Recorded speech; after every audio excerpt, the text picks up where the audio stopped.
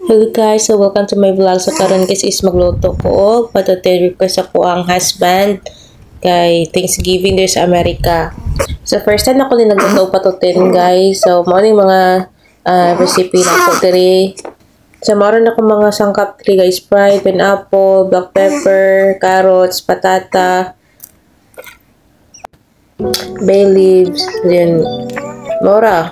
So, maura ni first time akong magluto diri og patutin diri sa Amerika. So, una akong gibuhat guys, ako sa siyang gilaga. Ni pa-tender sa nako ang karne dayon. Ako ta siyang iaob ang sabaw tapos gigisa na po nako siya sa ahos. Unya ilunod na ako siya, tangan ko og ahos ug bumay tapos ang kuan sa pato dayon tangan ako siyang Sprite. Siya pabukalan og Sprite. Pamala ko siyang pabukal o amatan ko siyang Sprite kay ang pineapple juice na set niya para malami ang iyang sabor. Tapos ako na sa siya ng gibatangan o pineapple. Then iyang food coloring, ang yellow color. And then ako siya tayong gimix. Kasi ako na po siya tayong gipit o pabukalan na po na ko siya hantol siya nga medyo maghubas-hubas siya. Di ay.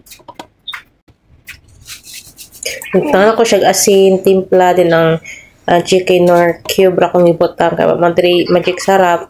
Isa kong itan og bay leaves. Dayon ang black pepper. Tapos ako siyang bukalan siya og asa nga medyo maghubas-hubas siya. Yung kilunod na po na ko dayon ang carrots. Kung masaka sa maghimon po siya, mag half cook na siya. Ako siyang ibutang dayon ang patata.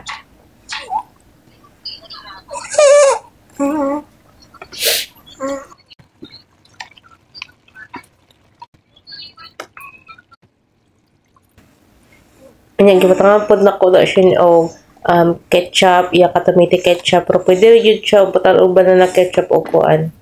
Pero akong kuan diri kay tomato ketchup, so tomato ketchup akong gibutang yung konting sugar, depende sa taste ninyo. So muna guys, thanks for watching.